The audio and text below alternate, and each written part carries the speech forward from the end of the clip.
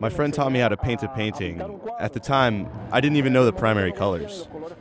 Hugo Gonzalez Fernandez has been exploring art for more than a decade. His son Mario has followed his father's footsteps and works with him selling artwork to tourists. But this is a second job for Gonzalez. As a trained psychiatrist with a career spanning 30 years, art is where he finds both solace and extra income. I'm a man that loves freedom, and in art, I found that word, a word I've sometimes considered to be pretty empty, very manipulative, because always you have rules, no matter where you are in society. Around the globe, professionals like doctors are admired for their expertise. Often these careers are rewarded with a salary that matches their level of training. But in Cuba, a land rich in culture but stricken by poverty, many have to work hard and get creative just to get by. Salary comparisons between the U.S. and Cuba are difficult, and the differences in the cost of living are huge. But an American doctor can earn from under $200,000 a year to more than $600,000, while Cuban professionals average only about $20 a month or $240 a year. Cubans receive many free services and subsidies which can help, but most struggle. Although 80% of the Cuban population is university educated, only a small number are able to actually practice their profession. A combination of job scarcity and low salaries leave many working as drivers, waiters, and maids. Here the pay is not so good. When you work with the government, some people get so good pay, but not all people. Here you can find doctors and engineers, driving a car, working as a taxi driver.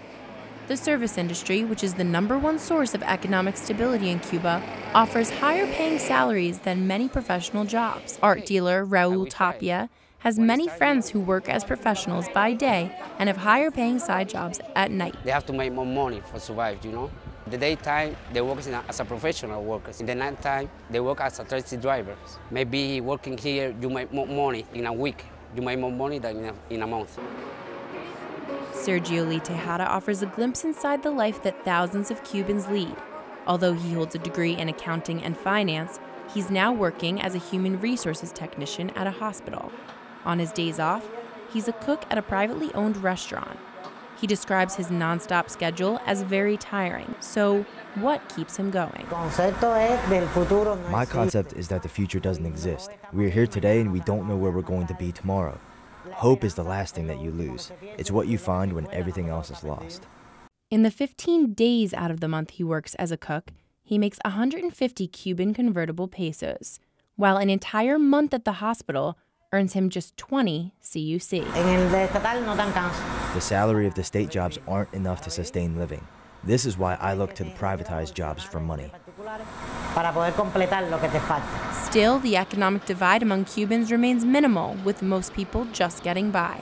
The kind of life that you have in the U.S., for example, you have rich people, medium level of life, low level of life, but here everybody have more or less the same life. Nobody is so rich, nobody is so poor. Despite hardships, the attitude among many professionals, like Dr. Alina Gonzalez, reflects the passion for their chosen career. The truth is that in reality, I consider that there is no salary to pay for what a healthcare professional does. It is unpayable. You can't buy this service because it is the life of the people. It is to heal a child, a mother, a pregnant woman. It is to cure someone that was wounded or incapacitated. Gonzalez says her patients, not her pay, motivate her. No matter how much you pay, there is not enough money to pay for this type of service. Not only in Cuba, but in the rest of the world, because health doesn't have a price.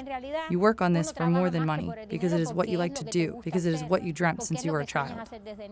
The party newspaper Grandma reports change is on the way. Cuba expects to take in $8.2 billion this year for the tens of thousands of medical workers it sends around the world. It claims more than 400,000 medical sector employees will soon see a salary increase, in some cases exceeding 100%. This comes after the elimination of over 100,000 jobs within the last 4 years.